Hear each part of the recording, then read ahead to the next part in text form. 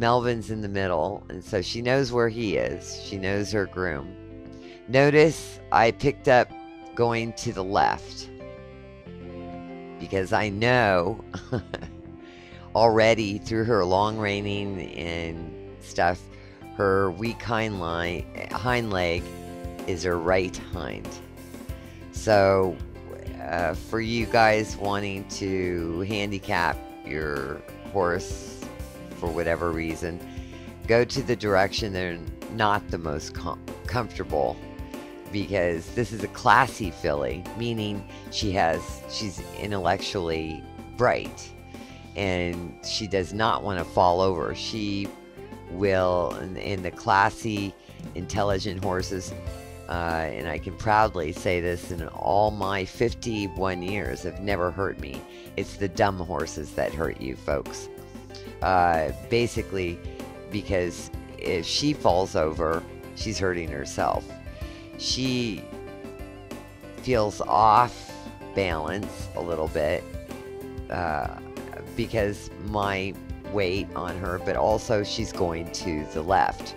And to pick up the left lead, she has to use her right hind, which is the weaker of her two right hinds.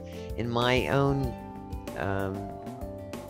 histrionics of my lifetime, I've only come across a couple of ambidextrous horses, meaning both hind legs meant the same to them. Much like humans picking up a pen and writing on a piece of paper just as easily with either hand.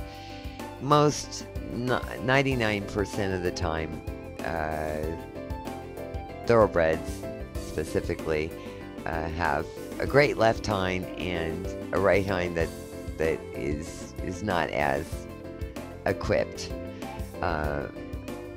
Their physics, whether they're playing growing up and they're show-off bucks and everything to the mommy, that was a really neat thing. And I'll pick, she just went by the wall, and I'll slow that down later on. But the walls I built on the long reins in the round pen and off the outside rein, and she just determined using, I used the walls of the paddock, and she determined to come off them. Much like a ping pong ball, when you throw it against the wall, comes off it. That's how you really get a horse up into hand. Now she's forward, and all I want to do is keep her forward and balanced. You'll notice that I have her head up above the vertical on purpose. A lot of riders go out there and they want to see some stupid picture from some stupid equestrian book of a baby on the bit.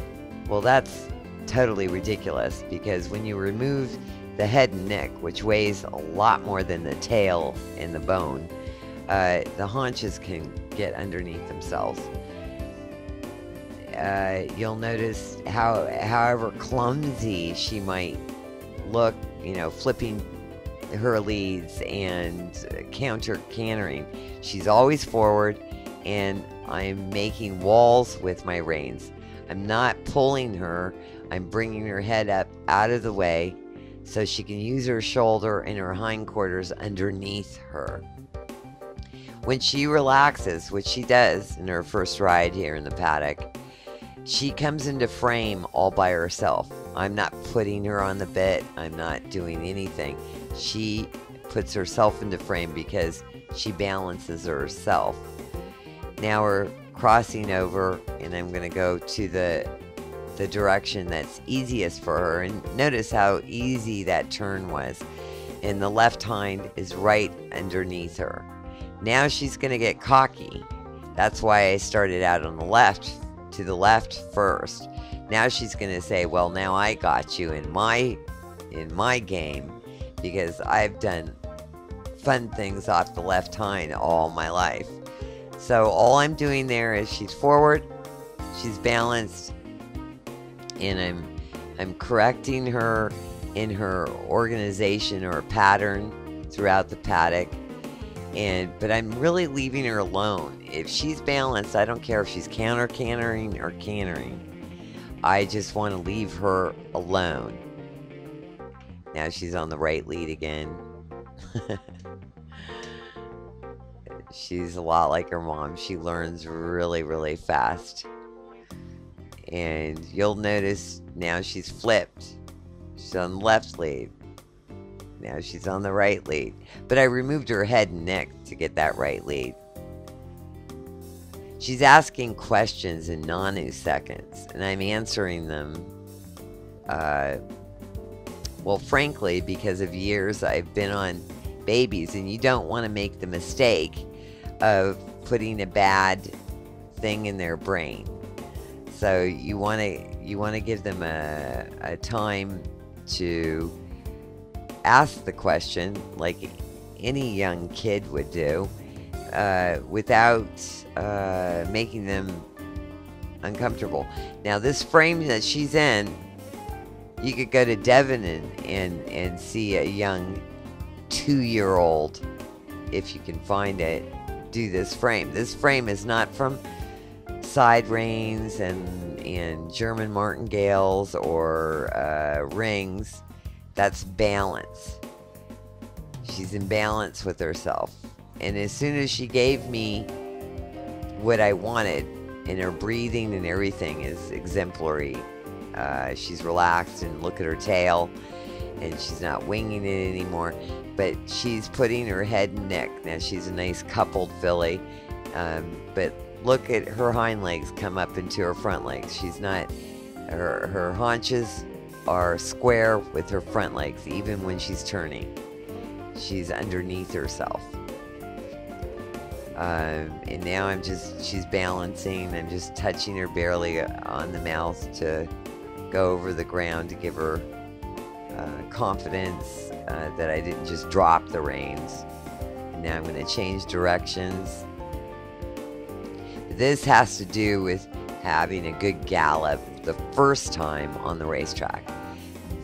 I'm going in this paddock because I don't want to bring this emotional or intellectual trauma or questions.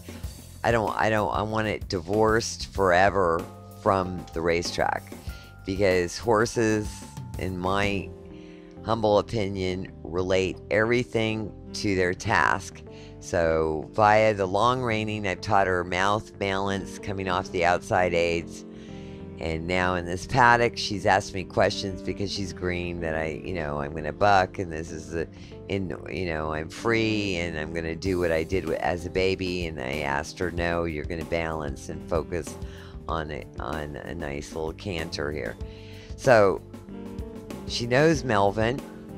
She knows when I do a certain signal of sound that, everything's over with.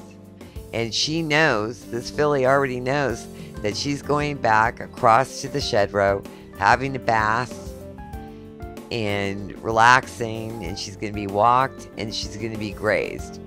This is the club sandwich, and that's one of the reasons why it's so important to have a ritual.